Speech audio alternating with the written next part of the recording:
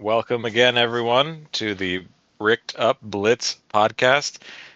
We still don't have a better name. I think that's going to be the name that sticks. I think we all like it over here in the studio. But today we have myself, Lemnos. We also have Wayne Hello. and a special guest, which many of you will probably be very excited to hear from, our own CrustyChin. What's up, guys? Yay. Welcome to the Bricked Up Blitz podcast, Krusty. Thank you, thank Um, you. so we're going to be talking about a few different things today. Obviously, focusing on Krusty, but before we get into the meat and potatoes of the podcast, two obvious announcements that I keep pestering everyone about. We have the Autumn 2024 Pumpkin Spice Latte Tournament in a little under 2 weeks from now, the weekend of the 14th. We need to make sure we have at least 6 teams for that. So we have 14 signups to date. We need a few more. So please keep on signing up and don't wait till the last minute, especially if you want a captain, so we could plan around that. And another announcement, our season three will be starting up different deadlines throughout the month. Captain signups will end in a couple weeks, and then we need to also finalize rules, and we were looking to start the season by the first week of October, with the draft being the week before that. So the last week, third week of September, something like that. Either way, please sign up for both the tournament and season three so we could start planning and get the ball rolling on that. So that's enough for me. Let's take it over to what Wayne might have to say. I just have two things, just saying to add on to what you said.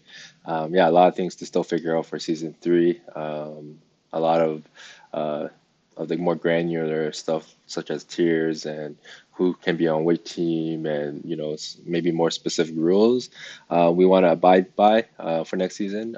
So make sure that you guys are also adding your suggestions and thoughts and ideas to any of the channels in the server. And then second, yeah, that exciting tournament that Lemnos is hosting. Don't forget that there's a cash prize to go along with each of the first, second, and third place, I think, right, Lem? Yes. So first place, each player gets $40 and a $10 gift gift card to whatever coffee place that can serve you a pumpkin spice latte that you need to buy. And then second place gets $10 for each member of the team, and then third place gets $5 for each member of the team. Yeah, so that's exciting, and I think I'll speak on our community that we appreciate you hosting such a tournament. Should be fun. So 6 teams. I'm guessing we'll probably do that. What's it called? The double elimination style bracket with the first 2 teams getting a bye, maybe. Or sorry, not double elimination. I'm sorry. I mean like the 6 teams, however the tournaments run, which is, I think is 2 teams get a bye. But I guess I'll let you finalize that when you get a chance, Lem. But to start off with such a theme, Krusty, what is your fall drink? Um, yeah, is it pumpkin Oh, spice great. latte? Yeah, drink. Or Mhm. alcoholic, maybe. Yeah, alcoholic, Mhm. coffee, whatever it is, Krusty. What's a drink that when it's fall time, September, October, like that's your drink? I'm gonna have to say just black coffee all year round, honestly. I'm not a big sweet drink kind of guy. I Plus one. mean, there's other alcoholic drinks that aren't sweet that can be folly as well, like I don't know, like some sort of old fashioned with like maple notes instead of like fruit notes. I'm well past my alcohol days, my dear Lem. Ah, all right.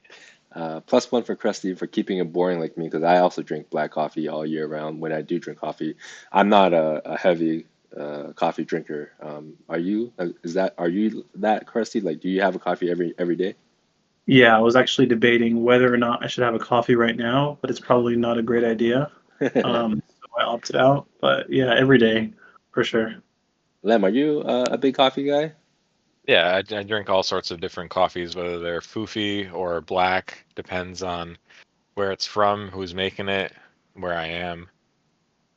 But I'll have basically anything depending on a multitude of factors. So let me ask you guys this, and this is just all about coffee at the moment. Um, I'm not somebody that will go to like the fast foods to get like your quick coffees, even though they're more budget friendly. And when I have a coffee, and I only get a coffee maybe once or twice a month, to be honest, I tend to go to the more bougie cafes, try something different. But when I say different, it still ends up being a black coffee. Where do you guys grab your coffee? Do you guys just make it at home? Do you guys grab it a quick affordable one, or do you go to the bougie cafes to grab a nice drink? I'll let Krusty go first. Yeah, I have to grind my own beans at home and make my own coffee. I prefer Phil's coffee. It might be a California thing, I don't know. Maybe it's not. But yeah, Phil's coffee, whole bean, grind it every morning, get that good smell, that good aroma in the kitchen to start your day. Do you know if Right, those? follow-up question. Do Oh, you sorry, know? go ahead, Wayne. Oh, sorry, Len. I just wanted to add, are those beans from the U.S. or is it somewhere down south? Like, just Yeah, curious. it actually started in San Francisco. This place that became really popular throughout California. It became like a really popular chain. Cool. Definitely recommend. I actually wonder if there's any in Vancouver. I don't think so, but I'm sure I could get my hands on it since it's on the West Coast. And every now and then we go down to Seattle, so I'm sure I might be able to pick it up. Lem, how about you? How do you enjoy your coffee? I assume it's at home as well. Oh, just a quick follow-up. I want to ask Krusty, Oh. how many grams of coffee do you grind in the morning?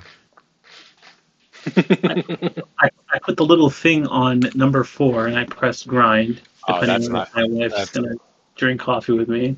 And then I that's put 3 scoops per 1 bottle of water. that's just not good enough. So I mean, for two people, you should really be doing about. No, I'm sorry. For like three people, you should be doing like 82.5 grams of coffee beans, and then I think that equates to like uh like 20 ounces of coffee or water that you put in. So you just gotta do better, I think. Yeah, okay. Good to know. I have room for improvement. Yeah, for sure.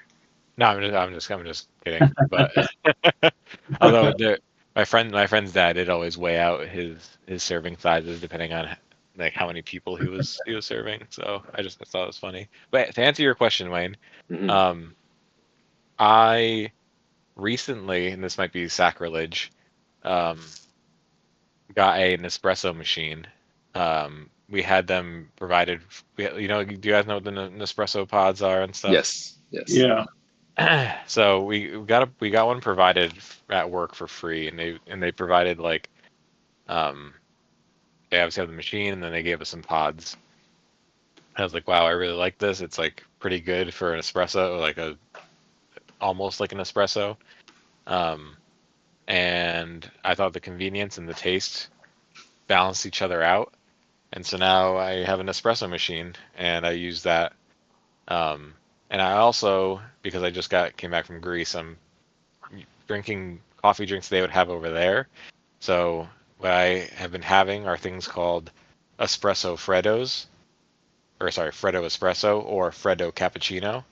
So what that means is they're iced drinks, and it's like blended or shaken espresso, so it gets super foamy.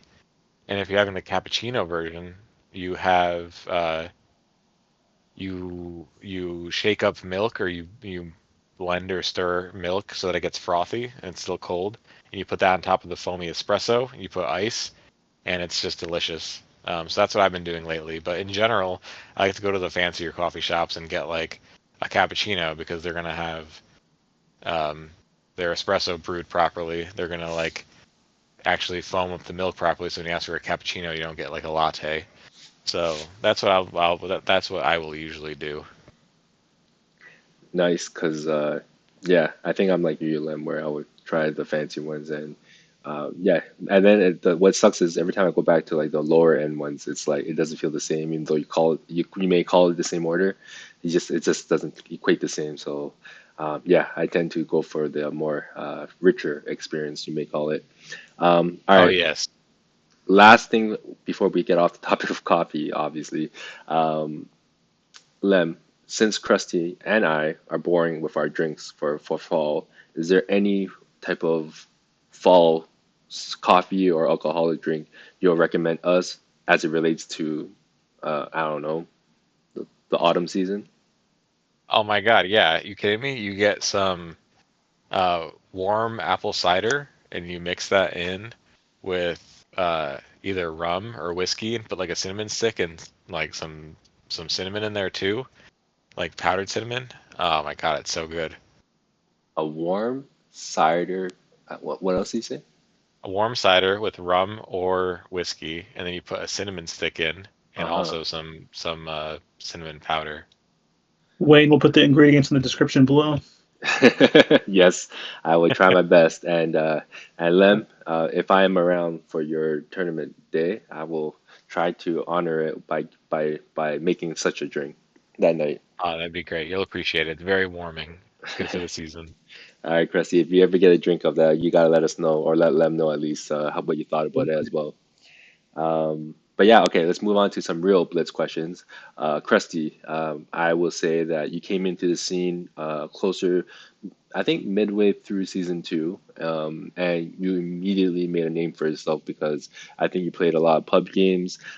Lem made a joke in one of our episodes where how do like rookies or new people get acclimated into our such a niche type of community, and I remember you said this, Lem, and quote me, I mean, correct me if I'm wrong, but you said Krusty just did not move from his spot. You were forced to play with Krusty, and and that and then he may make a mistake every now and then, but because he kept playing, he got all those reps needed to become a serviceable and a much improved player throughout the weeks that he was playing with us, right? And then just Yeah. naturally became one of us here. Um, so in me saying that, Cressy, is maybe you would like to share us how you got into the Blitz community and what motivates you to play, to keep getting better and watch and joining our league and so forth. Like what keeps you so intrigued in this game? Yeah, to be honest, before Blitz, I was playing a lot of Madden, like almost too much Madden. And then every once in a while, like all StarCraft players that have played use map setting games, every few years you go back to play, an Evolves, a Golems, a some random game. And back in I don't know when it was now, but I remember seeing it get hosted a few times.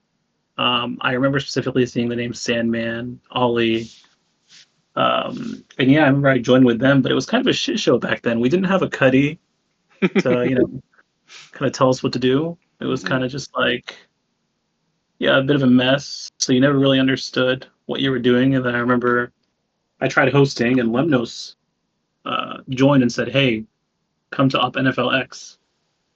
Um, and yeah, the rest is history. But Oh, it was me. I didn't even know that. yeah, I hosted 1.2 version, and you had just joined it randomly and said to come to that channel. And then yeah, Oh. that's where I went. Um, but yeah, I mean the game is insanely addicting. I didn't realize it would be so addicting when it's like a league and I think you guys do a good job of pushing content out, whether it's podcasts, whether it's streaming, whether it's the website, whether it's stats. I think that really hooks people and keeps them engaged, which is I think is important. And I think what's what season three is shaping out to be, where all the newer QBs are gonna have a chance to play. I think that it's also very engaging, right? More people getting involved. So I don't know. When you asked me like six questions in like a span of 13 words, so Keep up, Krusty, keep up. I hope I, I I hit some of them. I'm kidding, Krusty. I know. I have a bad habit of, saying a point, and then one point leads to another, then one question leads to another, and then before you know it, I asked you six questions in one. So, I'm No, sorry. I'm sorry, Krusty. But usually, here's a tip, and if this may apply to real life as well. You answer the most recent question, and then deflect everything else. So that's the okay, strat. smart. Um, so. you came in with during the time with Sandman and Ali, or at least played with those guys back then. I heard there was a lot of 2v2, so like, um, Yeah, yeah. I never played a 3v3. And honestly, like back then, it was really like there was another guy. I think his name was Griever.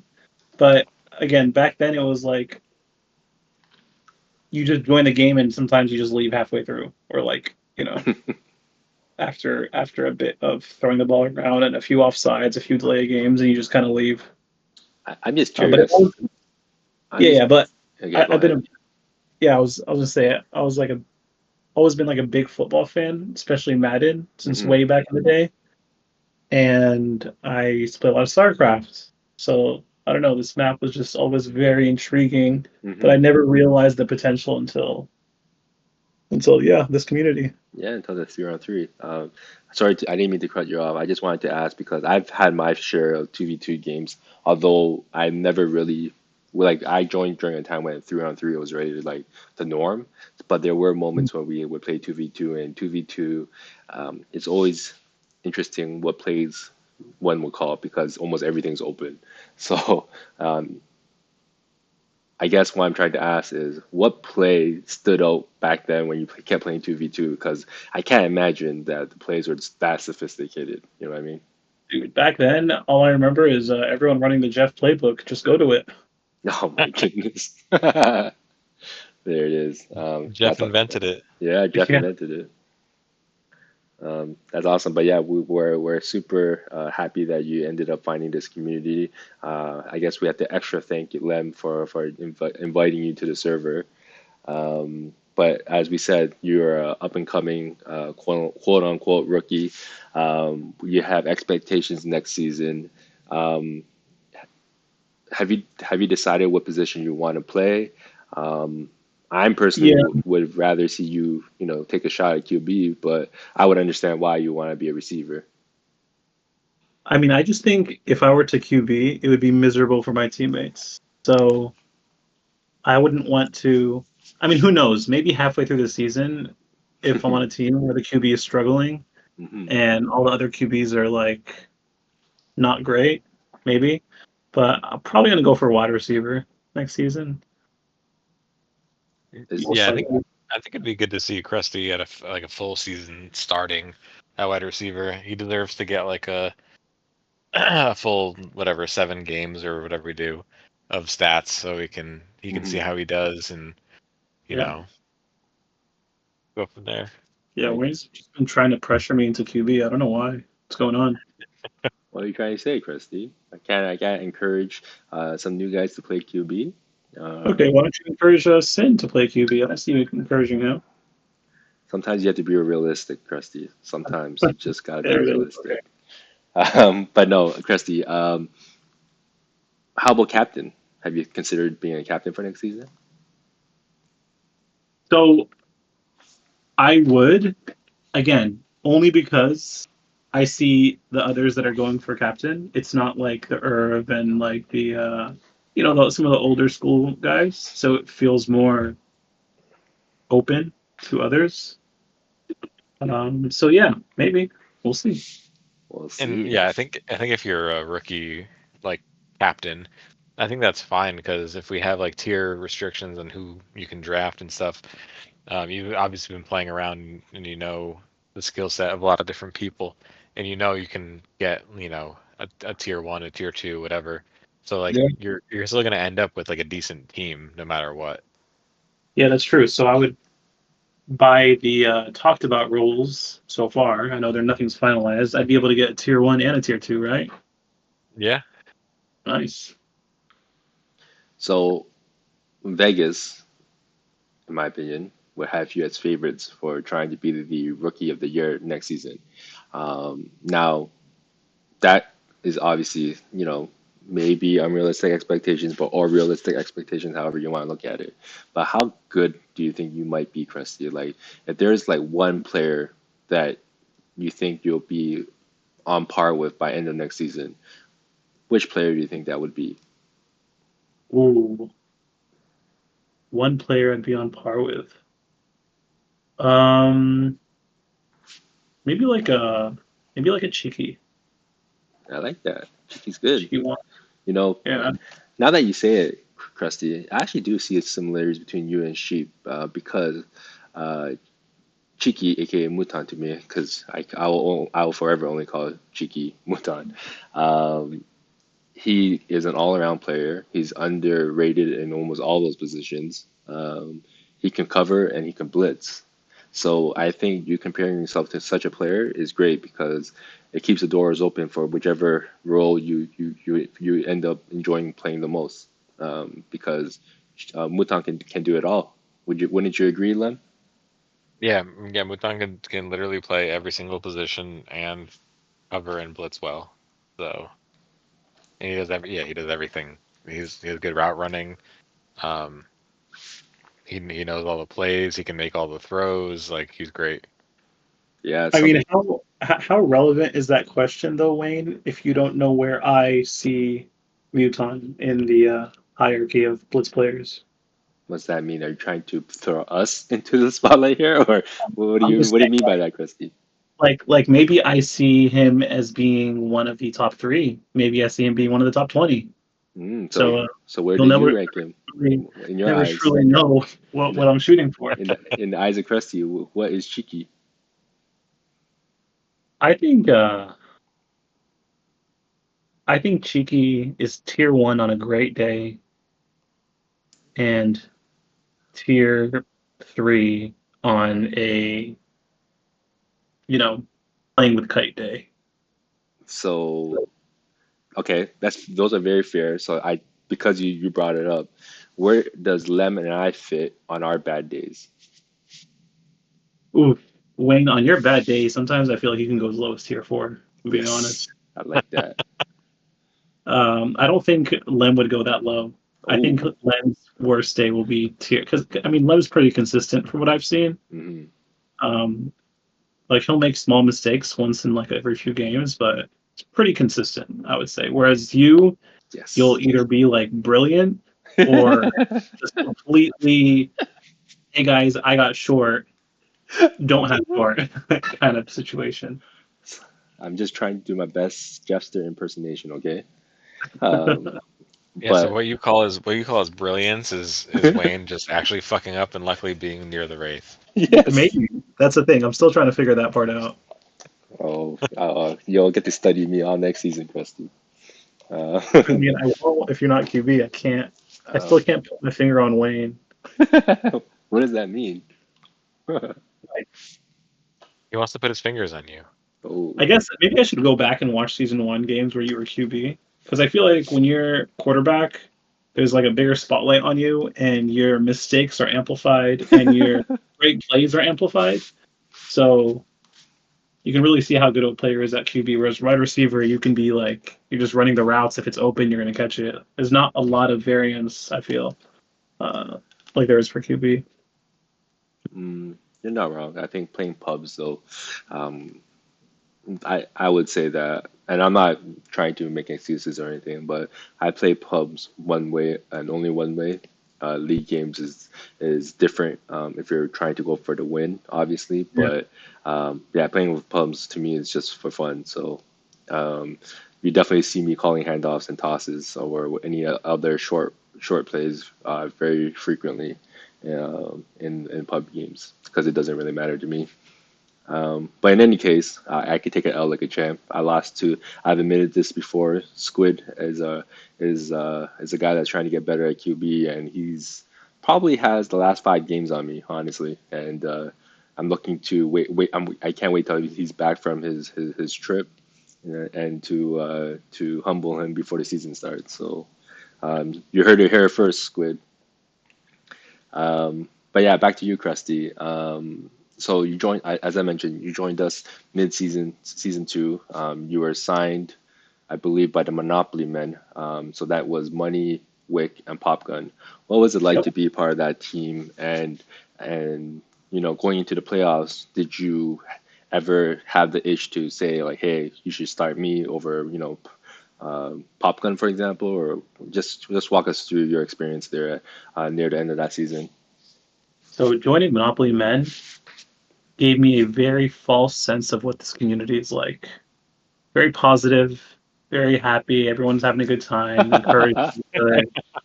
So that was my introduction to the community, and I was like, these guys are great. These guys are fun to play with. No one really shits on anybody for mistakes. Everyone's just kind of getting along and working to improve, etc.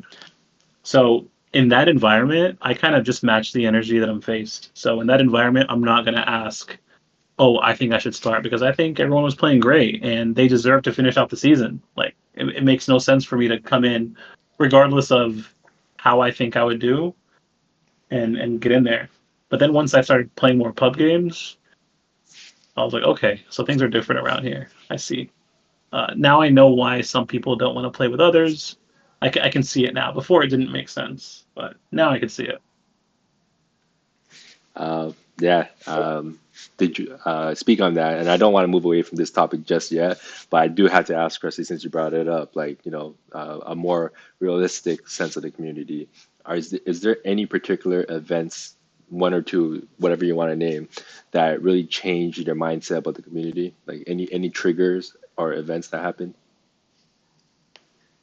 Oh man, CJ talking about practice and the like playoff game for about it felt like so long. Also, I guess this is another one with CJ. Sorry, CJ. Just him and Ocho's conversations about top wide receivers. I wanted to shoot myself in that. Half the time, I just have to leave the Discord and just play on like ask for chat plays.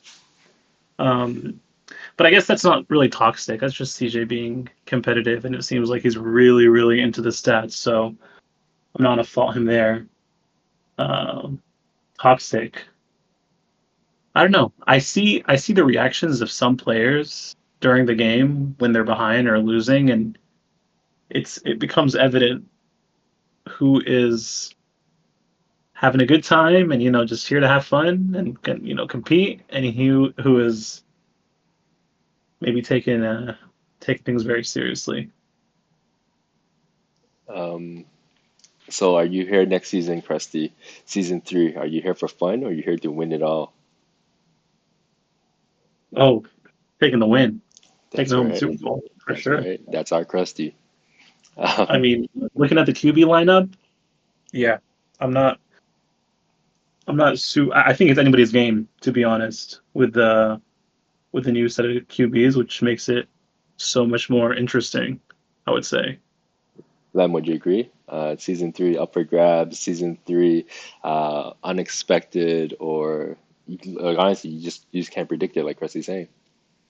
Yeah, I think it's going to be fun because if you have a bunch of newer QBs, you're going to have less scenarios where there's like super open plays or like super perfect passes. You're going to have plays that are late, plays that broke down, and they just throw it up anyway.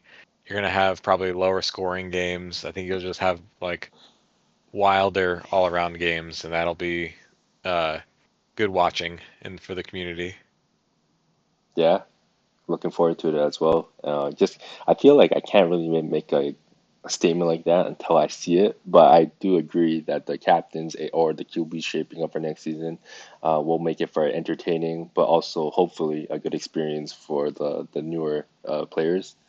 Um, but I remember I didn't want to move away just from the Monopoly Man just yet. Mhm. Was there anything that you really learned or appreciated with that team, like whether it be, I'm guessing either money or wit? Yeah, I mean Um, Wick is Wick is pretty great at the game, obviously, and he's very, very patient, very encouraging. Like you can make five mistakes and you know, one play that you would think is expected of you, and Wick will like compliment you and get your spirits up. So Wick's a great guy. Also, the fact that he has this map that he creates with his Wick Academy. The guy is very, very great at those jump balls and catches, and also spacing.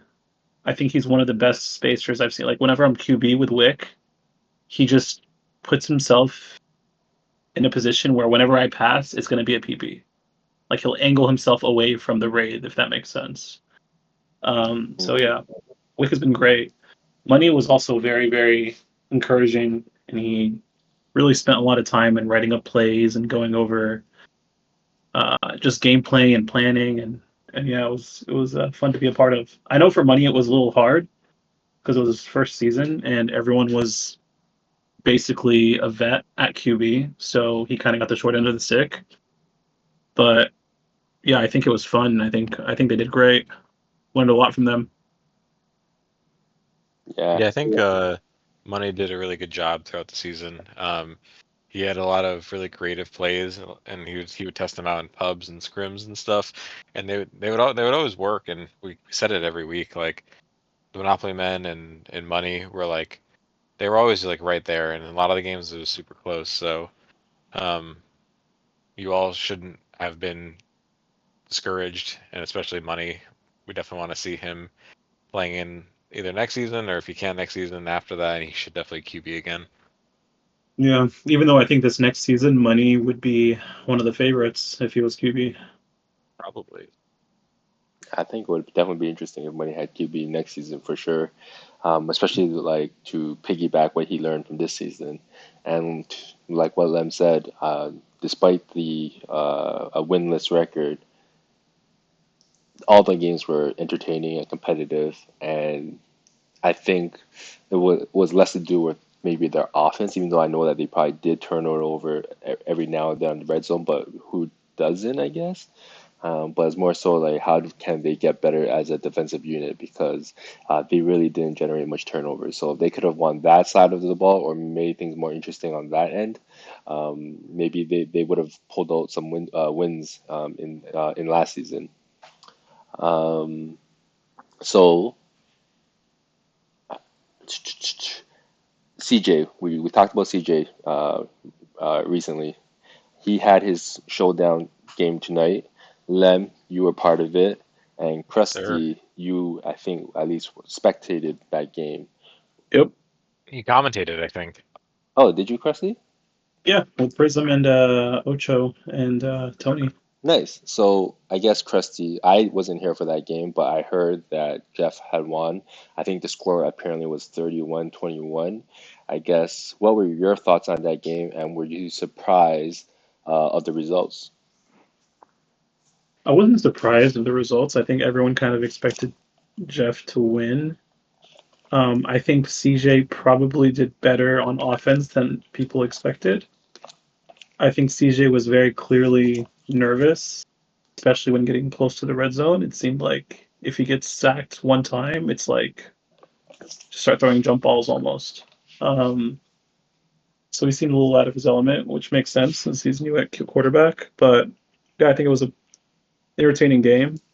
I think Levinos was probably MVP with his multiple touchdowns. Or it was four of them. It was four. Yeah, I gave you a call out there.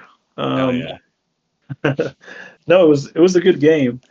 I just I think Jeff can be such a good quarterback. Just seeing how he plays, seeing how he can move the wraith and still PP it, it's like pretty impressive, right? And also the ability to buy time in the pocket. He can sit there for so long sometimes. And Dux was blitzing him, and Dux is no slouch. Yeah, so I think something that you should be aware of is in the old days, um, Jeff was like, he was definitely maybe, I mean, he probably considered a tier one back then, but not for the reasons that you'd expect. He was extremely elusive scrambler. Like he would basically like hardly need to pass down the field, but when he did pass, it was always like an icon or a random deep ball that would be open. So he just had a super fast-paced offense, and he was mm, mostly known as a scrambler. So you noticing that is impressive because he was like that back then. He's like that now, and even the best blitzers definitely have problems catching up with him now too. yeah, it's like he has so much time to just move the wraith around and make things happen. Um, so yeah, I mean, it kind of went as expected. I still don't understand why they like this was set up to begin with. I think it had something to do with actually, I'm not exactly sure. Practice, right? It was about practice. It was not being prepared for what they thought to be not being prepared for the league game. They wanted to practice. They've said Jeff forced them to play even though they didn't want to, and then they got into a whole thing about CJ. Maybe Wayne knows this better too. CJ thinks he can beat Jeff. It was basically a giant civil war after the game. Yeah, I it's think Jeff's I think Jeff's defense is actually an incredible defense against a new quarterback because new quarterbacks like to throw deep and like to try to PP and get that adrenaline rush, whether it's Kite, me, CJ. So whenever he just sits deep and you shut that down completely the entire game, I feel like it can fluster a quarterback. And I can see that happening since a lot of CJ's plays are deep a lot of the times. old quarterbacks also have trouble. I will admit that when Jeff is playing defense, it's because Jeff doesn't know what he's doing. His own team's defense doesn't know what he's doing. What makes you think the offensive QB is going to know what the hell to call? Because we don't know where Jeff is going to be on the field. Some plays he'll start bottom, and by the end of the play, it looks like he race watched at the top sideline, right? Like, what am I going Yeah, to do? yeah, um, yeah, exactly. Even though, okay, look, I do think Jeff does raid watch personally. I don't know how. I still don't understand how people can raid watch. I don't understand.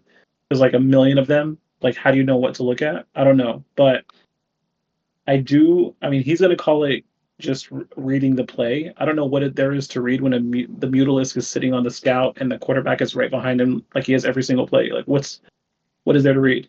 But he'll just go straight to the raid, and it's like 30 yards back, and it just sits on it. So I don't know. I have a Maybe he is guess. brilliant. I I don't have a know. guess, but it also kind of contradicts what he's been telling us all season long.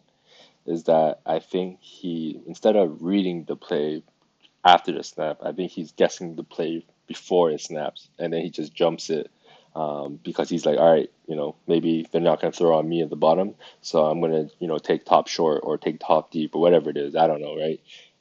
Yeah, And just he takes a gambling kind complete of. guess on the play call before the snap, but then Maybe.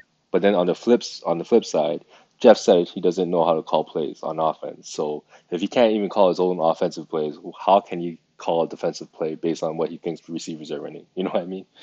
Yeah, So that doesn't make sense to me, but I think I have an idea of how he plays defense. But at the same time, it's still crazy to even try to execute it because it's not it's, in my opinion, not a winning formula. I agree. Lem, you were a part of team defense, and I'm pretty sure we talked about it before. But the days that you were part of his team, is there anything that you can recall? Is he calling defensive schemes? Does he even communicate with you guys, or is just let Jeff be Jeff? Back then, we definitely called a lot of defenses very frequently. Um, I do think that, or I did think that he used to Wraith Watch once in a while back then.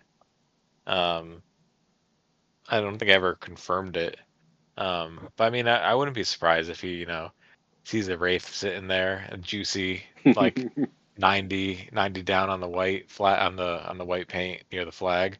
It happens. It's pretty juicy to look at. Can't really fault him too hard on that. Right. Lem, you were part of Jeff's team and tonight, anyways, and seems like 31-21 seems pretty controlled game by Jeff. What were your thoughts on Jeff's play? And he did say he was going to go into this game without practicing, and he kind of did prove it. So what was your thoughts of his play and the game overall?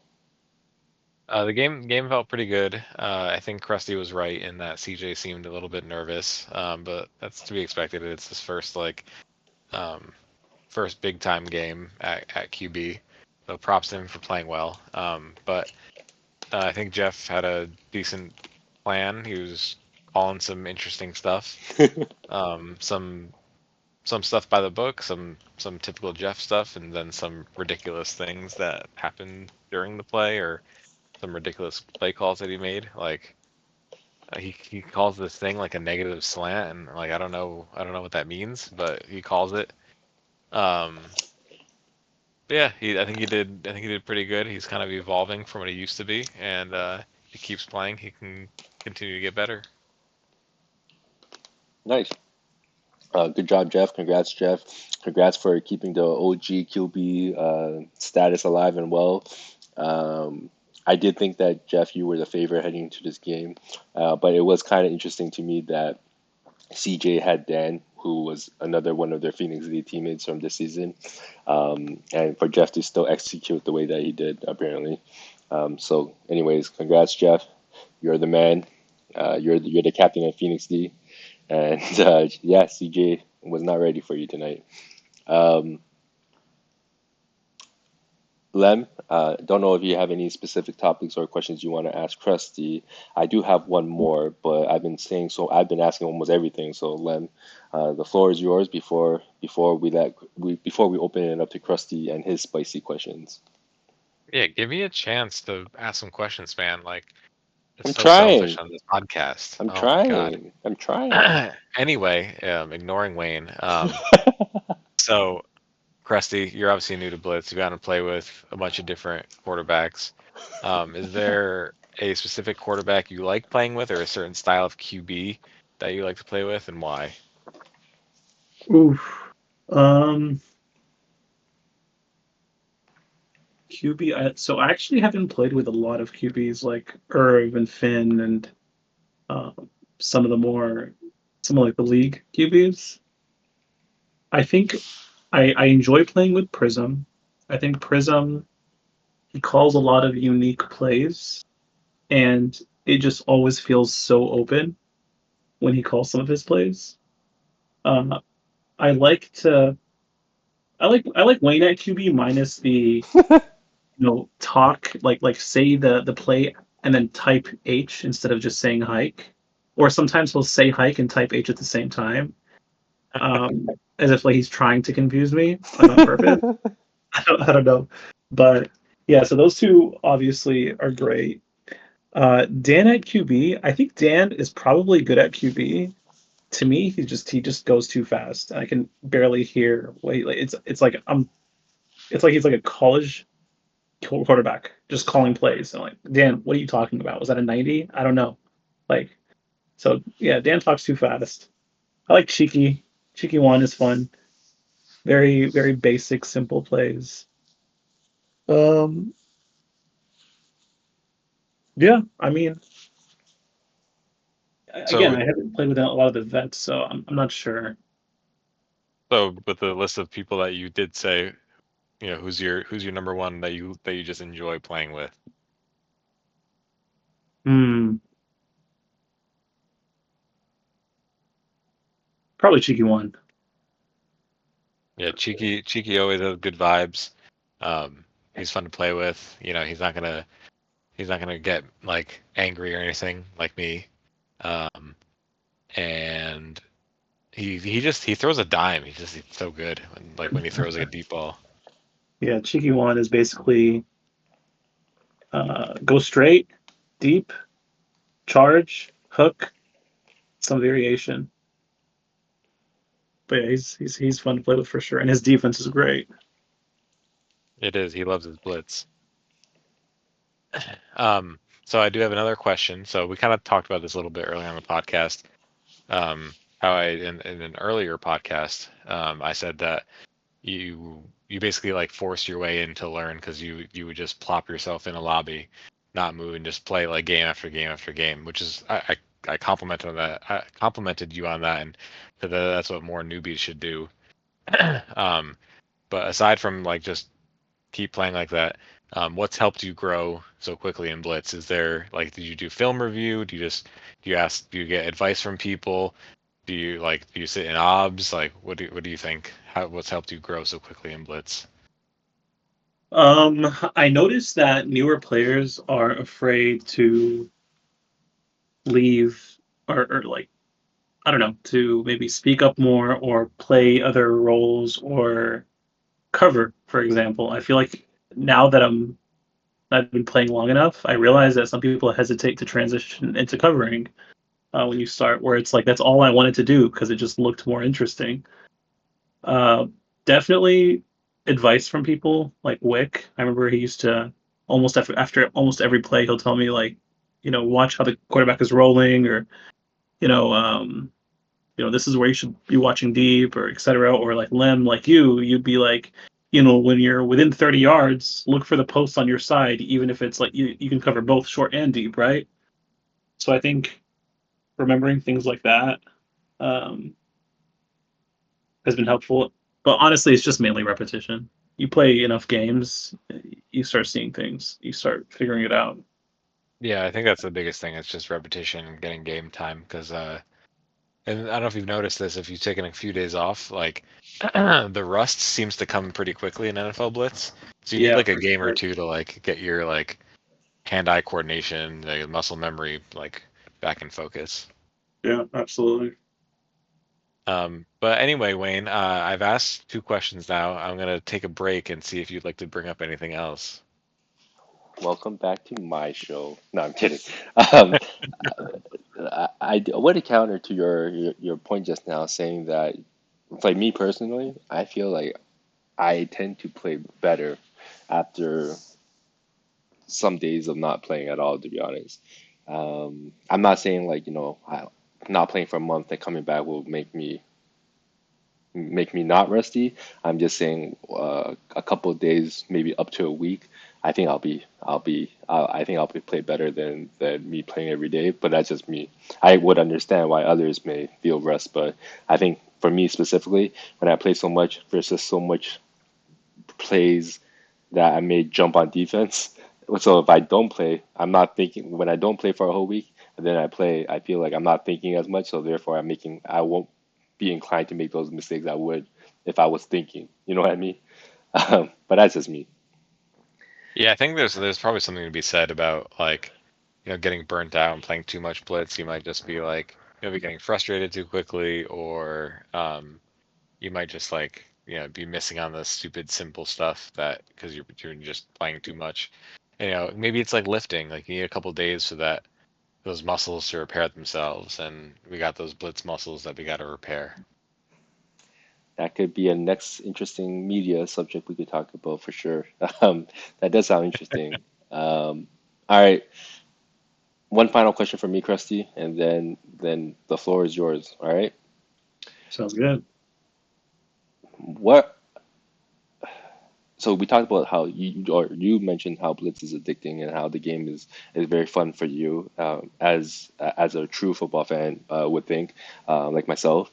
Um, but what's your thoughts on the community as a whole? Like you've been playing some other games besides Blitz with us. It seems like you enjoyed that as well. But yeah, just overall, like, what do you think about the community? And if you were to give three shout outs to people in the community, who would those guys be that make you enjoy the time that you chill with us here?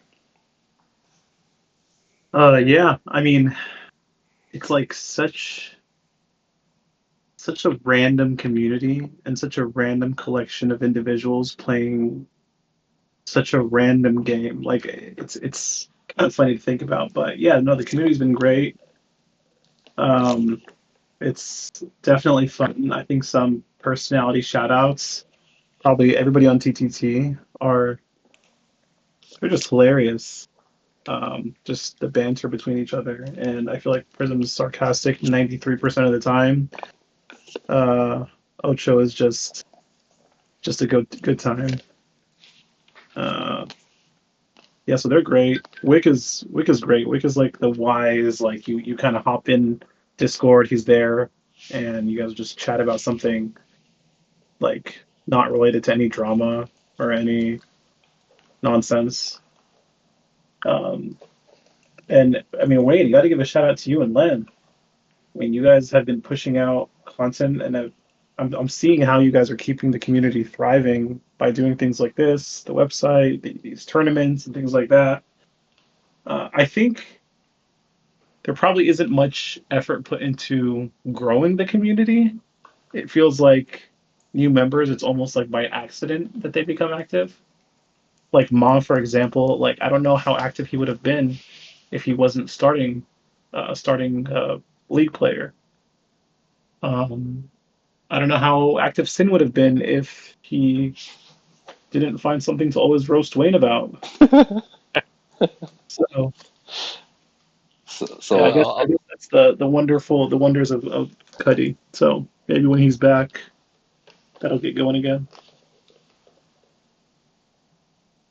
Go ahead, Len. But I was just gonna say, yeah, Cuddy is a boon to the server. He uh, is really good at bringing people, and he has the patience to train them. I think most of us, especially if we only get in a couple of games a night, we just kind of want to play and don't want to have to deal with trying to teach because it's like a lot of effort for minimal reward. Because a lot of people like will just one, they won't even follow directions in trying to learn the game. The other part is that they might learn, they might seem like they enjoy it, and then they just disappear. Or, which is the worst thing that can happen, they like it, they join the community, they join the Discord, and then they just disappear after like a day. So it's like it's so hard to get someone in the community Yeah, from a game that's 20 plus years old. So it just takes a lot of effort, and you got to have the right people that are patient enough. So someone like the Jay Cuddy. But yeah. yeah, I think we probably need to get more. We need to get more serious about trying to recruit and stuff like that. But yeah, it's definitely hard. I mean, the overlap between StarCraft players and NFL fans is probably very small to begin with. So, Yeah, I mean, there's a ton of people in this community that don't even really follow football that much, and they like the game. There's also, on the flip side, there's a lot of people that play StarCraft but aren't melee players. So like they're just playing UMS games. So we not only have to find people that play StarCraft, but they have to play UMS games, not the actual melee style games. yeah, true. But to add on to what Lem just said, I think I appreciate those words you said, Krusty, but it wouldn't be right if we wouldn't also acknowledge that this community would not have thrived without the server owner money because all those map updates and modifications to the game, it was all him.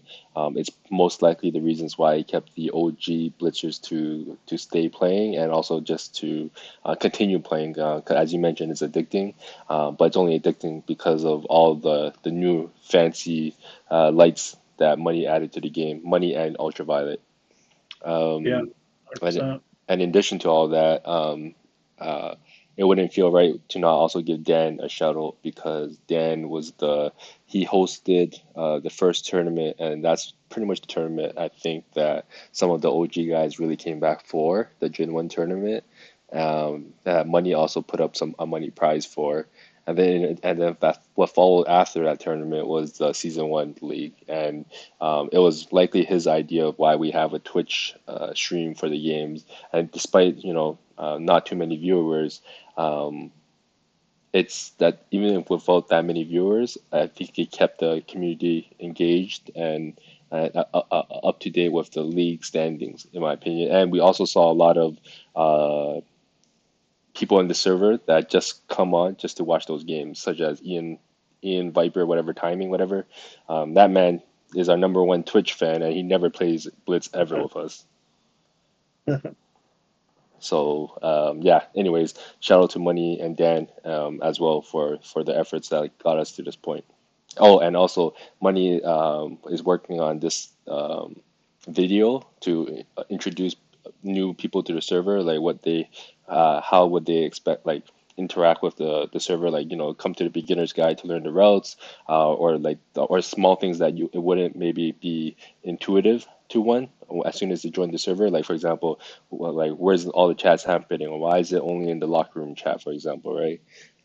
But anyways, I haven't watched the video yet, but I know Money's working on something that's beginner friendly.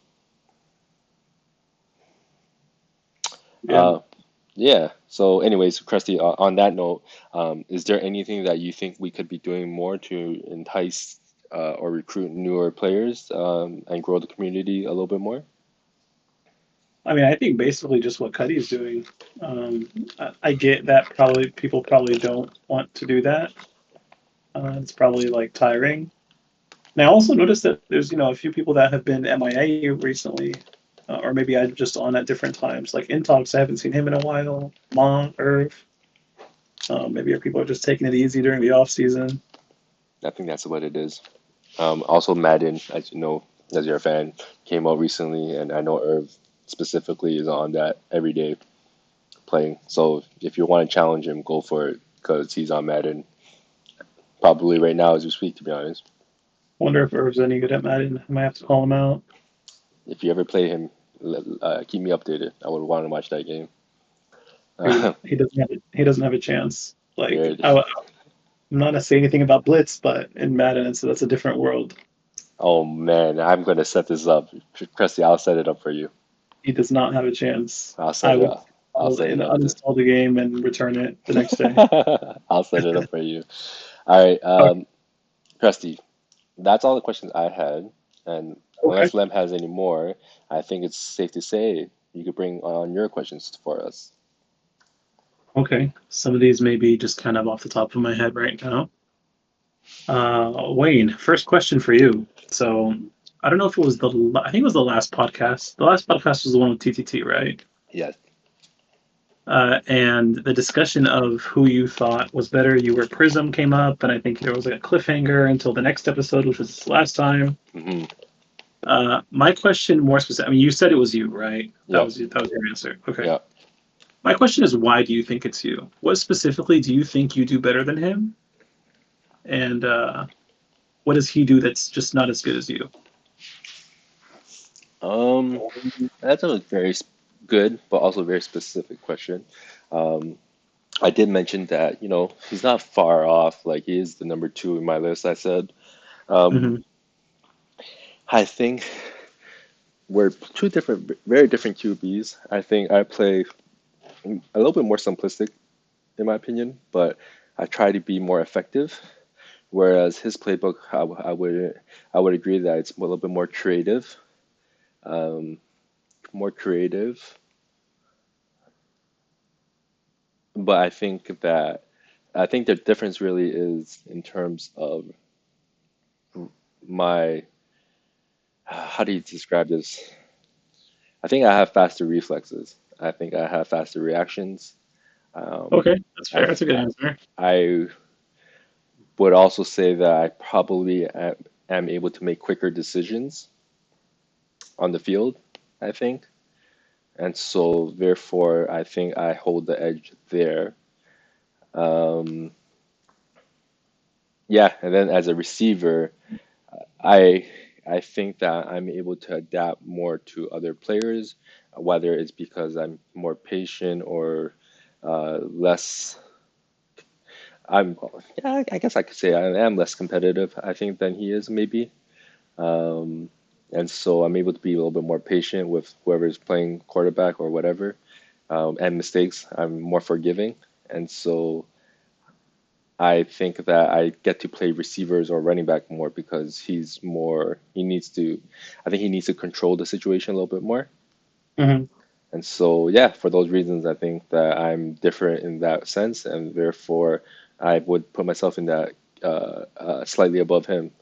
There's nothing, even if I say this, there's no knock on Perez. I do think that he is truly the number two uh, of Blitz. Um, No, I was just curious if you yeah. actually like, if you were just saying it because you were being competitive, or if you had some rationale behind it. But it sounds like you have plenty of rationale, so makes sense.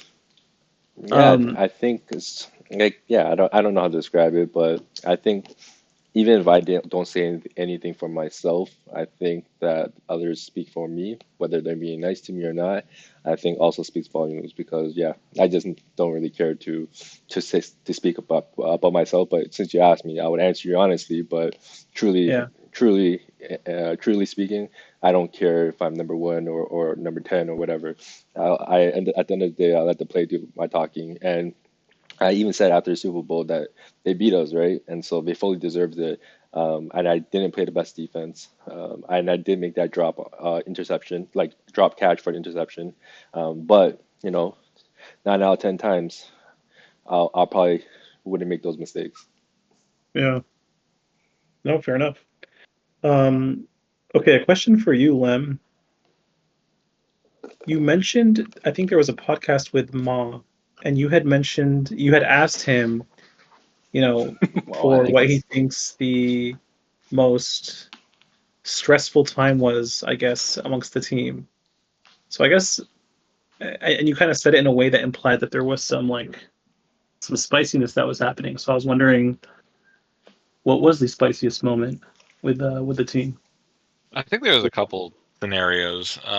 Any shouting matches with you and Tony? No, no shouting. We're always vibing well and always like competitive at the same time. Hmm. But we would call each other out and like, yeah, you got to do this better, you got to do this better. But for a couple of specific scenarios, I think it was the game I was QBing, and normally when we're playing, we have some just overall good vibes. We're like talking throughout the game, saying what we could do better, saying like good things that we're doing. But when things get just quiet, it's a bad sign. So I'm not Oof. talking, Tony's not talking, Ma's not talking. And that was, I think, probably mostly because of my QB play. Um, I was giving up a lot of stuff.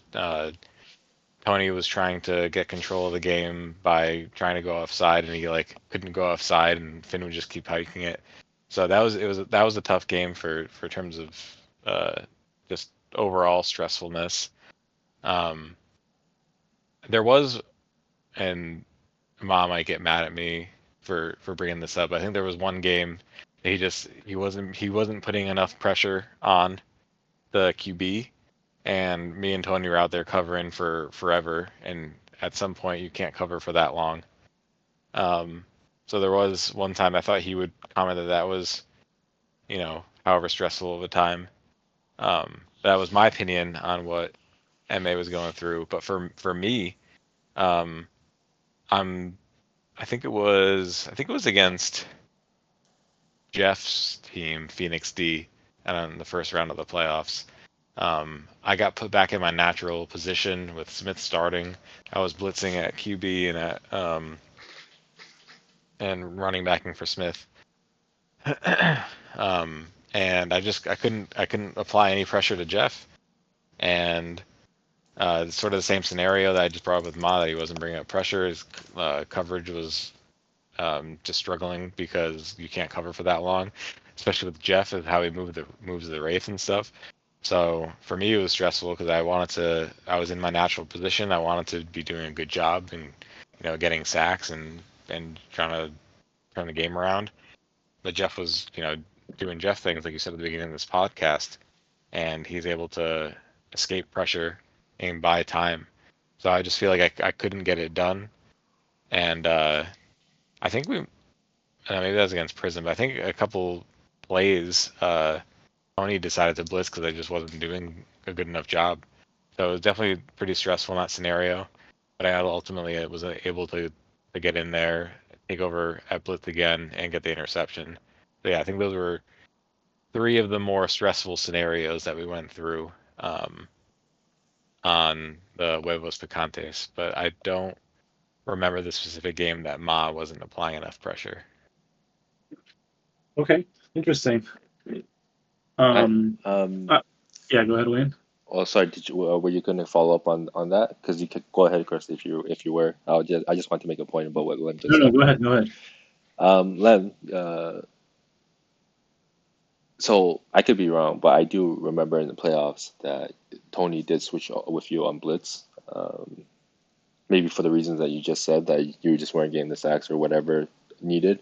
But you're saying in the game that you said that MA didn't put the pressure, that was late in the season, right? Like either the final game of the season or whatnot. Yeah, I mean, well, the final game of the season, what was that game? I think it was against Was Smith Prisons, back? bro. Oh, no, Smith was No, not back. It was that not. was against Irv. Okay.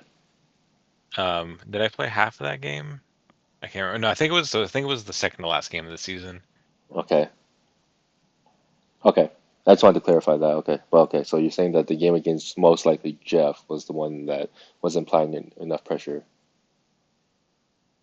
With MA. Yeah. No, that our game against Jeff was earlier in the season. Okay.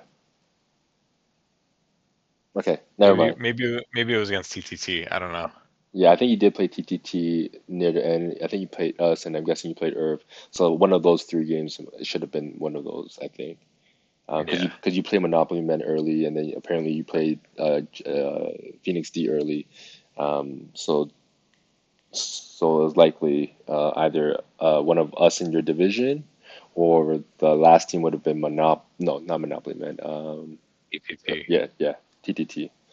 Anyways, okay, just wanted to clarify that. But yeah, I think the switching part that you said was, I think, in the playoff, like, because I remember vividly Tony and you switching near the red zone. Yes. Okay, I have a question for each of you. Um, if you can pick your team for next season, what position would you be? Who would your two teammates be? But it has to abide by the tier one, no two tier ones, the rules that we have set.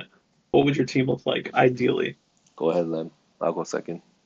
I mean, it'd be nice to run it back with the eggs, but for sake of diversity here, I won't choose the eggs. So I think in that scenario, I really liked playing with Ocho.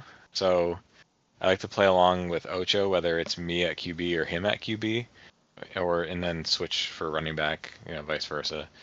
And then we would be two tier twos. So with the rules that I've tentatively put out, we could not have a tier one. We would need a tier three or a tier two.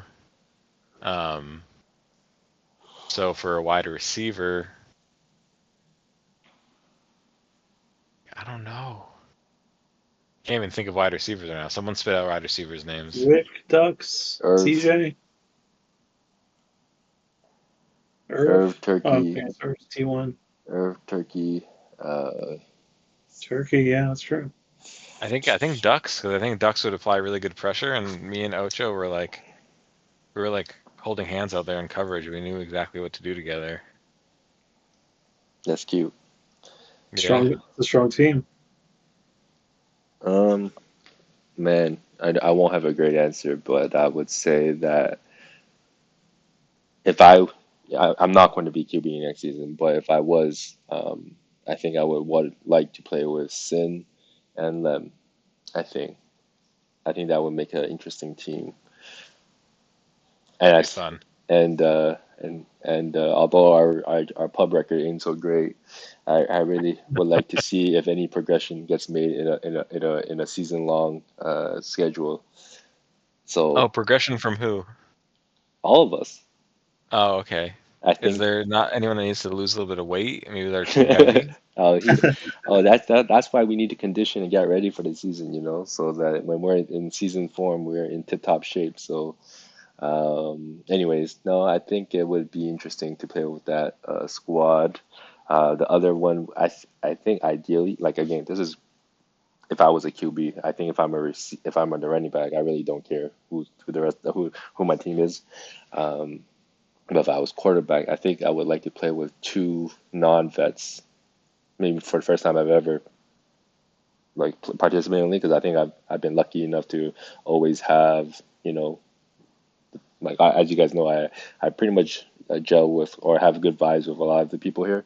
So yeah, just two non-vets, just to make it interesting, and also help them maybe like build their own confidence, because I feel like my playbook is so simple that anyone that at least learns the basic can run them. So Wayne, what's the team with you not at QB for this season three? Oh, I said I didn't care. Like, I don't care like who You it don't is. care at I, all I who your don't care. quarterback is? Doesn't matter.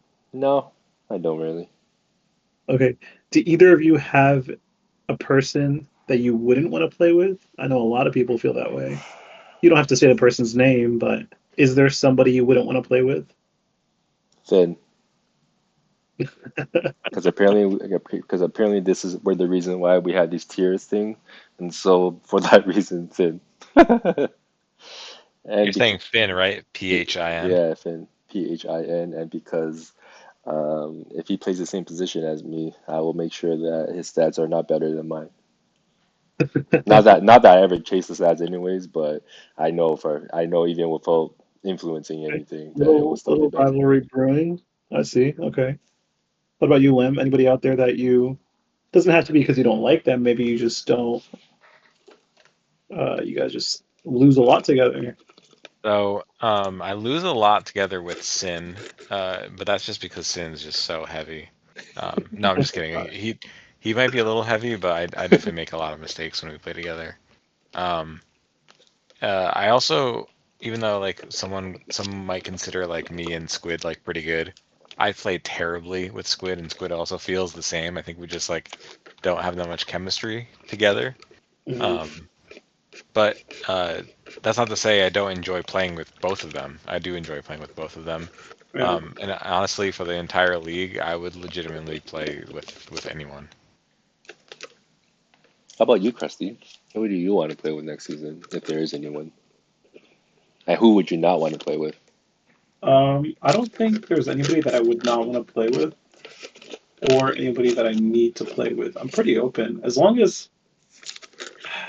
like whoever's on my team isn't super like aggro, annoyed, tilted all the time, Hmm. which may be describing like half of the league, but Hmm. I'll probably I could probably deal with it. I would say, but no, I don't think there's anybody that I wouldn't want to play. Again, I think this season is going to be. I think the vets are going to be way less competitive. I mean, they'll still obviously play their hearts out, but I feel like I can't imagine maybe you, Wayne, getting as amped up at running back as you would at quarterback when you feel like there's more weight on your shoulders, or maybe Finn would feel less pressure, or I don't know. So I don't know. I'm expecting a pretty chill season three. I'll expose Finn right now. I spoke to Finn, I don't know, I think as soon as your sign up forms went out, Lem, and he's like, I'm signing up as a running back. I'm locking myself into running back, and I'm gonna lock myself into blitzing. Wayne, I'm gonna hold. I'm gonna get the most interceptions and the most sacks next season. Just you wait. He said there will be zero responsibilities, and it will never be my fault. I'm looking forward to next season. Those are the words of Finn. There it is. There you go. But yeah, I think that you're right. I think it'll be very interesting to see um, which veteran in a non-quarterback role can impact the game the most, and I think time will tell who that would be, or if or who those people will be. Also, is the tier list finalized? No, in my opinion, No, no. I agree. I don't think it's finalized, but it seems like it's pretty close. It's close.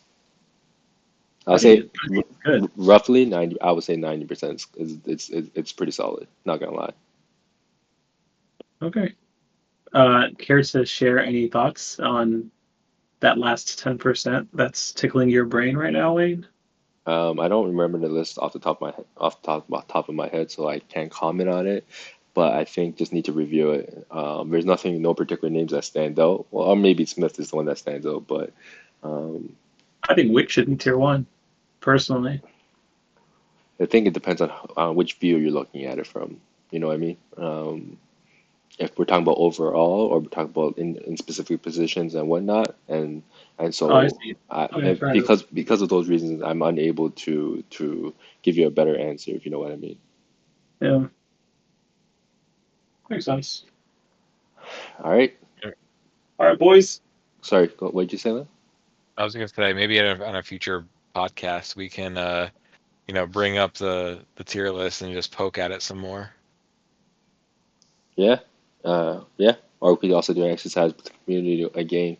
But yeah, Krusty, sorry, were you about to ask another question or had another No, I thought? was just gonna say, last thing for me, I Okay. do think that there's in like from playing with these people, basically everybody on that list. I do think there's one or two people that are not only one tier off. I think some people are two tiers off. That's all Uh, I'll say. would you like to give examples? Maybe next time. Maybe Okay. yeah. I don't want to bring anybody down, but yeah, I Oh, think I think some of the tiers are. you brought me down. Brought me down from what was Well, it, 'cause brilliant everyone to brings tier you up. T4. Wait, you need to be brought down a little bit. Everyone brings you up. This is true. It's kind of sickening. Don't you agree, Krusty? I think Yeah. I think they're fake complimenting me. What do you think? Maybe, maybe. A lot of fake compliments, and fake humble going around in the league is Ah, so rampant. yep. Sorry, let me. I think I heard you say something, but I'm not sure. I don't know if I said anything, but I mean, it seems like this podcast is drifting towards ending. I was Yep. expecting spicy questions for because Oh, you brought it up to me, Wayne, at the beginning that hmm. Rusty had to me, so I haven't really You experienced you any know, I'm any thinking spicy. about it. I'm just thinking about it. I don't want to make people feel bad. It's such a happy community, and All right, hold on. Let me just stop you guys right here. We're only at the hour and 15-minute mark, which is kind of true. I did say we're trying to keep it an hour, but let's just say we have 5 to 10 more minutes, hypothetically here, arbitrarily, to ask some real spicy questions. All right, just let's so that everyone leaves this episode happy. Does that sound cool with you guys? sure, let's do it. Yeah. So, Lem, since you want some spice in your life, why don't you ask the first one? No, well, this is going to be a semi-spicy. It's not too spicy. But I think we've broached a similar question in the past, I think. But you and Popgun have different skill sets. You were obviously still newer at the time too, at the when the league was going on. But Mhm. do you think any of the games would have gone um, differently had you played in those games for either the whole half or uh, like different halves or whatever? Do you think you would have done things differently than Popgun or changed the outcome of the game? Would you have been more successful in certain scenarios versus him? What do you think? Not from not from that position. I think that most, if you want to be honest, the most optimal it would have been is if, because Wick is more experienced than both of us. Wick at running back, if I went wide receiver, and if I covered, I think, yeah, I think Popcorn was a better blitzer, is what I'm trying to say. I don't think putting me in at blitz, because I just haven't been playing any blitz at all in any pub games. Um, I don't know how Wick and Money's blitz is. I don't know which one of them feels more confident, but yeah, Yeah, I think a lot of games, money would unfortunately let up a couple deep balls in coverage. So it might be like, if you think you're pretty good at coverage and Wick is pretty good at coverage, then maybe there could have been a couple more balls that wouldn't have gotten open deep, and money could have corralled the uh, QB a little bit. Just enough to save those deep balls. Who knows? But that's a what if that'll never happen. yeah. But I mean, on the topic of spice, Wayne, Yeah, would the outcome of the Super Bowl have been different if you were quarterback? and I will answer it. Before I answer that, um, I think that Monopoly Man, if you were in that lineup, or my general thoughts about it is Money would. I think he covers well, but I think his best position, without seeing it yet, I think is truly blitz. I think he has the fastest reflexes on that team. But if he was in coverage, I would agree with you, Krusty, that Popgun shows signs of being an impressive blitzer closer to the end of the season. I think in the Yeah. beginning, I'm not sure if he just wasn't trying yet or whatnot, and maybe like I don't truly know, but I feel like as the season progressed, I think Popgun took it a little bit more serious. I think he started to come on to play a little bit more pub games, and to really try with Money and the Monopoly Men. And Maybe I so, lit that fire under him. yeah, and so he started to. It looked like he got better as a blitzer closer to the end of the season, and he did get some impressive and crucial sacks when he needed to. But if you were on that lineup, I do think that if it wasn't Money in blitz, I think Wick is the most balance of coverage and blitzer for you guys. He could do Yeah, both. He could do both pretty well. I agree. But I do think that Money is the fastest reflex guy on that team. But anyways, all right. So I'll answer your question now, Krusty. You asked me if I quarterback for the Super Bowl game would results have been different. And I think you're damn right it would have been different. Okay, so if Finn was at running back, you were at quarterback, you think you guys would have had a better chance at winning, or maybe making it more competitive? Priz, if you're listening, you're gonna love my answer. We may not have stopped you, but you wouldn't have stopped us, and that's a fact. So, okay, I guess why can't we see a show match with Oh, uh, the Great Wayne and Great Prism I head think to head? I think they want to set it up, but I kind of agree with Ocho. I think season two is what it is. They won. You know, there's no asterisk. There's no nothing. They won. Hmm. So let them reap in their thing, and we'll visit it again sometime in the future. And we'll play. I'll never duck this matchup because um, there's nothing for me to duck here. I'll play I it. think if there's I'll, a show match with you two, it should be best out of three. yeah, it could be. Let it really. But I think my own personal issue with this is I don't care for the spotlight, honest to God. So it's like I rather see other people play if they have these showdowns that they're more interested in. That's why I will say I'll likely not play any of these showdowns because I feel like once you have like a T1 player as like part of a team, it kind of already influences the game because they could be the X factor of a game. And I feel like if we're seeing these showdowns between a QB versus QB, I'd rather the game be more, I think it'll be more interesting if it was anyone but a T1 player, if you know what I mean. Yeah. But anyways, yeah, I don't want to be in the spotlight.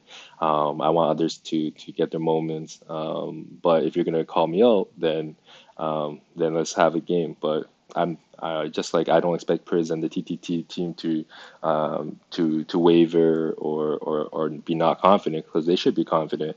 But I'm just saying, like, the game would, and they know it of themselves that it would be 100% different game. Okay. So I mean, you're saying there's no asterisks on their win, but you're also saying if you would have been the quarterback, um, I don't know, It's maybe not, you would have. no, it's not an asterisk because I wasn't playing QB all season, right? And Finn That's was the true. quarterback, and I actually have confidence in Finn. So like, even though it wasn't his best game that night, if you were to run it back two or three times, I think we could make it more interesting than that Super Bowl for sure. Um, but yeah, but we'll never know. And I'm just trying to say is they deserve that win. They outplayed us that win. They did have a perfect game, but you know it doesn't mean that every game will be that way. You know what I mean? Yeah. And finally, Lem, can you tell us what you signed up as? Did you lock yourself into a position? Did you choose multiple? That will need to get released on the day where I release the like captain list, and when approaching the draft. Do you have six captains yet? Um, I think no. I think what we have so far, I think there's like actually 6 signups, but some people sign up with the stipulation that they'll only captain if there isn't enough captains. Okay, Prism. Got it. Um, not only Prism, but and also can't even confirm if he did that either. But anyway, so yeah, we might have enough under that circumstance, but we know there are other people that want to captain that haven't signed up yet. Also, Got it. And one more for you, Lem, and that's going to be my last one. Are you a better running back overall, offense and defense, than Ocho? ooh, Interesting. hmm. You know, I think I take I think I take the it leans towards me on defense, and I think it might lean towards him um on offense a little Give bit. me the Madden rating overall for each of you. Uh, I think we're both 85. Honestly, I don't. I think we're 85. My yeah. goodness. What a good number. I think we're both 85. I think we're both pretty good. We're both not the best. He might be a little bit better at certain things. I think I'm better at other things. But yeah, Interesting. I think it's roughly a tie. What do you think? I mean, I was hoping for a spicy answer from you. No, I love Ocho. I think we're very similar I in think I skill think if I capabilities. think Len's perspective was very honest, and I would agree with that. One leans to offense versus defense, the way he said it. So it is quite hard. But yeah, Cressy, I could give my answer, but I want to hear your answer before I share mine. I think um, I think it's so close. I think Lem is just way better, is a way better blitzer. I think Ocho is better at covering in this, not necessarily positioning, but I feel like he has a better reaction time in terms of jumping icons, in terms of just like being like so stuck on on the offensive player, so it kind of balances out on defense. Um, on offense, I don't really know because most of the time, Lem, you're QB when I've played with you. Um, so yeah, I'm not sure. I haven't seen you both enough on offense to really make a call on who has the edge. I'll just say this: they may be 85 overall Madden rating, but Lem, will you agree with me that your juking ability is probably a 54? Is it 54? I think that's Urlacher's number, right? 54 is your juking ability. Oh, for sure. Like I just can't juke. I'll never be able to juke. Yeah, that's what I mean. Ocho's like reaction and clicking like back at. But here's the thing: like Lem is a crazy at going in a single direction and just storming you, like when he blitzes. But those are But all yeah, I think defensive. Ocho. Those are all defensive traits. But to add to that, he's I think Lem is also more than just a blitzer. I think he can play quite well in coverage as well. It's just the offensive side of the things where it looks things are can be questionable, and therefore, unfortunately, I would going off of your Madden ratings, I think I would put Ocho at 85 and you at 84, Len, because Damn. I think although you have your moments of your tail whip jump balls, I think when it's not in the end zone for whatever reasons, blocking a late pass, it may not be your a strength either. I don't know if I would trust you in those scenarios, but Mhm. maybe if if we ever get that sin and you team, I'll know just how good you might be offensively. Yeah, Yeah, we'll have yeah. to see. This is some season three fuel for you, Lem. But no, I think that Lem is definitely the more impactful defensive player. I definitely would agree. I just think Ocho is like the overall, like, it's harder to find faults in his offensive and defensive game, if you know what I mean. Yeah. Wait, another point for you, Wayne. I just want to know why did you run that cutback against Prism and us Which one? in the In end the zone? pub. Is it pub? Was it a Yeah. cutback? It But was it was the top donut in out. yeah. No, I know the play, but I'm saying, was it a cutback in your opinion, Christy or Lem? And I could tell you guys that I never called the cutback, but if the receiver runs whether it be 1 yard or not, like, Do you feel the receiver ran a cutback? I don't think so, but I don't know because I'm not necessarily looking at it completely like that. You know what I mean? Yeah, fair enough. But no, But I don't know. in my opinion, because I ran the route. Um, Oh, did you? Was that you? Okay. I think so. I think it was me. So I think yeah, I was running back, and I did. I ran it. It was a top donut in out, and it was short, and I juked in, then clicked up. I don't think there's even an opportunity to make it a cutback. So would you say it's I was as actually, cutback as most 90s are? yeah, it's any double move like up down slant 90, 90 up down post diff. Like it was in the same vein as that. And I also on that play, Wayne said, um, look at the fake wraith and do what it does, or the real wraith. I forget which unit he used, but I did what he did, and it was a in out with like a 90-degree shape instead of a diagonal shape. Um, so And also, I think I might have mentioned something like this um, at some point. I don't think there can be any cutbacks like a cutback in the end zone. Like you should be able to cover the entire end zone anyway. So, So you're saying Prism was wrong? well, I think he was wrong in the fact that it was a cutback because it wasn't a cutback. But even if it was a cutback, um, like there's no room in the end zone. You should be able to cover anything, whether it's back of the end zone or front of the end zone. Um, and that might even be like a sneaky good play if you think it's going to be at the back of the end zone, but it's actually at the front of the end zone. That's actually why I run a lot of shallow slants when it's like second or 2 yards to go in goal, 2 yards to goal. Oh, what am I saying? Yeah, there are 2 yards to the end zone. I'll tell the receiver to run an extremely shallow slant and just try and get the angle on the catch. Um, but yeah, anyway, I don't think you can run cutback. Like I don't think cutbacks are disallowed in the end zone. So based on me saying that, I hope to see people possibly show that it might be OP to do that. Curious for your thoughts on that, Krusty. Like, Lem is, I kind of agree with Lem when you're that close to the red zone. Like, does a cutback even give you an advantage? Because I would kind of argue that it doesn't give you an advantage. If anything, it gives you a disadvantage because the player is more back into the end zone. You know what I mean? But that's just two people's opinions. What's your opinion on that? So I don't remember seeing the exact route run. I just remember telling Prism that he didn't stay true, and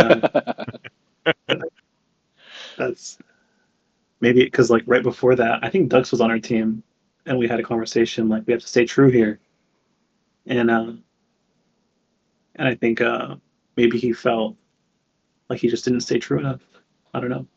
No, but I really what I actually think happened. I think Prism was at an angle where he thought he can go up in time and reach that like spot, and I think that's why he thinks that the cutback made a big difference to him, like based on his angle. But who knows? We didn't really talk about it. We just ran like 19 cutbacks afterwards.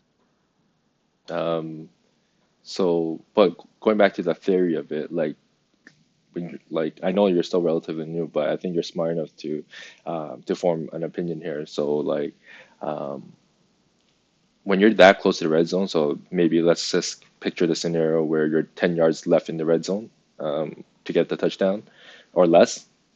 Does a cutback even help you, Um, or are they even no, I don't like think it helps. so? Whether you play your sides, stay true to your silence, does it even matter? Is what I guess the question is. No, I think a cutback isn't helpful or like really doesn't give you an advantage in that situation, in my opinion. I could be wrong, but because there's no deep, right? Hmm. So you're not having to go super there because that's the disadvantage of the cutback, I assume, right? You're trying to cover a post or whatever, Hmm. and they just go straight backwards before you can react. Whereas here, it's like you can put yourself in a position to cover the whole side of the end zone. Yeah, and I think that's what that's the mindset that Lemon and I have.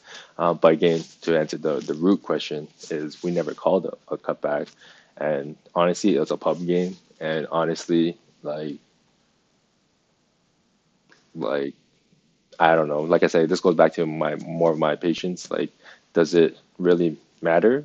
Like, I guess he may be more competitive, but for what, you know what I mean? But again, um, it is what it is.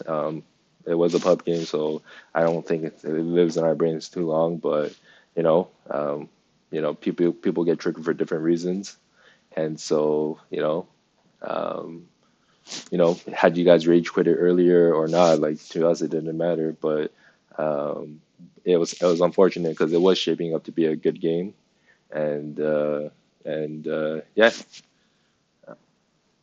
unfortunate that the game ended like it did. Yeah, we were definitely about to cook. That's right. Uh, Um, and, uh, just really quick, I'm not sure how much. raging was really happening. I mean, so there's like a plethora of reasons why someone might not want to play the game in like full normal mode, but I think since sometimes if people just aren't feeling like playing the game, that's totally fine too. And if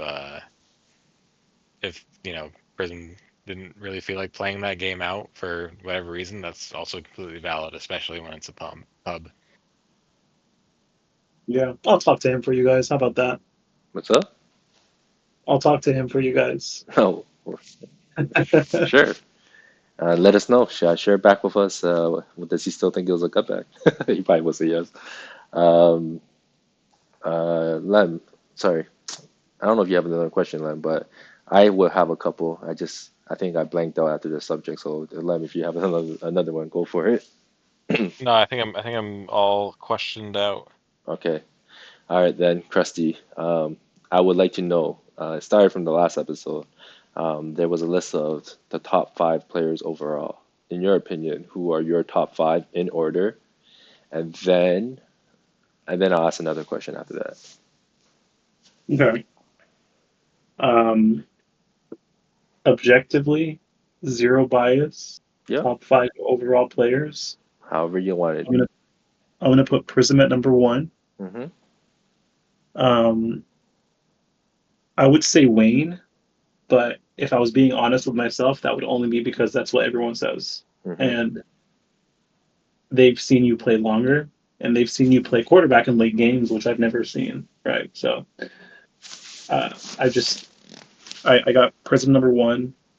Mm-hmm. I would have Wayne number two. I would put um I'd put Irv number three. I think his defense is pretty insane. I think he's obviously a great quarterback. Um, Number four, I would put Wick. Number five, um, five is always the hardest one. Maybe like a Dan. I actually think Dan is a decent QB, not tier one. I think he's a really good running back. Personally, I think he's one of the best jukers and runners in the game. I think you just got a small sample size, but that's okay because he did go off on that game. So nothing, Yeah, can't won't take nothing away from that. no, I think Dan understands the game pretty well. I got him over five. I do think Wick is underestimated personally. Maybe it's because he doesn't quarterback, but I think yeah. Anyway, yeah, that's my top five. Yeah, that's a solid list. Yeah, solid list. And for the record, I think like you said that Dan may not be. It's just an okay. I think he actually is. He's up there in the QBs. I think he just is more likely to make maybe one or two mistakes in the game, depending on who the blitzer is. But there's no strong blitzer on him, then he might be able to you know be comfortable in the pocket throughout the whole game. But if you have an actual blitzer on Dan, um, or like a decent blitzer, I think that's when you start to see the holes I think sometimes. I'm going to make a statement. Season three, by the end of it, I think I'll be top three wide receiver. I like it, Krusty. Thoughts, It'll Len? be with it'll be with Wick and probably Tony, but I don't see others being that amazing. If I'm being honest.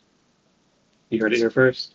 You heard it here first, guys. I would like to see that. I'm excited to see that, and I like the confidence. Lem, what do you think about that? I think he has every possibility of getting there. He's gotta put in the hours and training and possibly hit the hyperbaric chamber. I'm ready.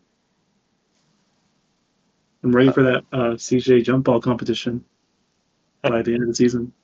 so, okay, I'll end it. I know that you guys are probably tired, and we probably want to do other things as well, or go to sleep or whatever it is, because this is a late night recording.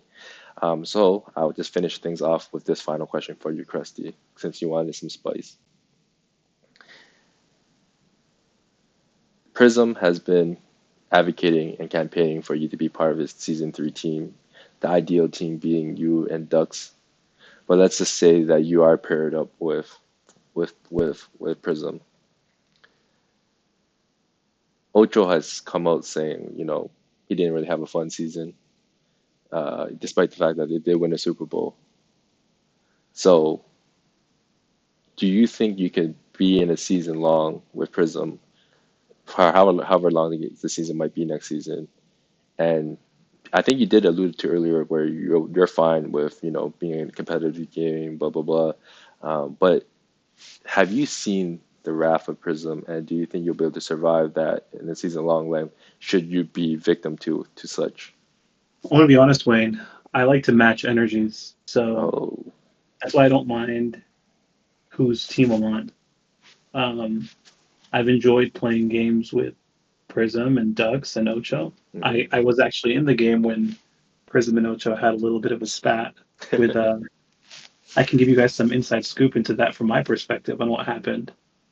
Um, Basically, Prism called. It was on the 5 yard line. He called a wide receiver slant down, hmm and Ocho was sitting on the bottom hash. hmm And so Prism says, "Ocho, bottom hash," like asking him like why he's there. And I think Ocho took that as like, okay, stay on the bottom hash. Then Prism said it again, and then Ocho started going away from the bottom hash towards Prism, and then Prism said it again, and then Ocho went back to the bottom hash. Um, so I think there was a little bit of confusion on both sides there. But yeah, I don't know what Ocho and Prism went through. They seem to be fine now. I'm sure Prism is going to get really annoyed with some of my plays. And guess what? That's fine. hmm If it's if I feel like it's warranted, like I know Lem will call out things that I do that I think are yeah okay that's warranted, that makes sense. You learn from it, right? hmm But I'm always ready for some spice in the household. What a complete player! What a complete potential player, Lem, we have here. A guy that can handle the wrath of Prism. You know what I mean? Um, Krusty could do it all. Can Lem, I don't like to exclude you because I know I'll hear from it afterwards. So I don't think I've ever asked you this, and I think I know the answer. But at the same time, I want to give you a chance to answer, Lem. Do you think you could play a season with Priz? Yeah, Nice. I think so. I mean, we had one tussle, but I mean, we all have tussles at one point or another. I Um, really want to see this wrath that you guys are talking about. I don't I don't know. no, there's just like a few different people in the community um, have had scenarios where they've had arguments and disagreements, etc. Um, a couple of the stronger personalities in the league, and like, I mean, it's no question like who has like these like stronger personalities. It's like we've been talking about Prism. Dan is another strong personality. Tony is another strong personality. I know there's a couple others, but I can't think of anything off the top of my head right now. But at some point, there's going to be, a tense scenario. Someone fucked up and wanted to win a certain game, whether it's a pub or not, and or someone will do something egregious, um, like not related to Blitz, and someone's gonna react, and that's certain people are gonna do that, and that's fine, as long as there's some sort of resolution after. At the end of the day, we're all adults, and this is a game too. Agreed. But yeah, Krusty, the day that you whether you witness it or experience it or whatnot, let us know. But you'll know, you'll know what I'm talking about when the time comes. Okay, if Uh, me and Prism ever get into anything, I'll make sure we get on Discord and you guys can all witness. no, no, I don't necessarily mean that on your internal team. I also mean like just witnessing it from an outsider perspective, because yeah, um, it will be Same. interesting. But regardless, The talent don't lie, and he was MVP of season two, won the Super Bowl, and if you are lucky enough to pair up with him, um, may potentially you will be the top three wide receiver. Although I don't think he's going to play quarterback, so it'll be interesting who would be the QB of such a team. But Yeah, maybe if I'm captain, and I have first overall pick. I'll shock a few people. there you go. And I'd love to see you on the other side, and I'm sure Lem will as well. But yes, this was a great conversation. We appreciate your time, Krusty. Um, Lem, would you like to also sign us out after such a beautiful intro you made early on in this podcast? Well, everyone, pretty late over here on the East Coast. I want to thank my co-host Wayne. I want to thank our guest CrustyChin for joining in this podcast. It's been a pleasure. But we are out of here. The Bricked Up Blitz podcast is done for the night. Good night, everyone. Thanks, everyone. GG's.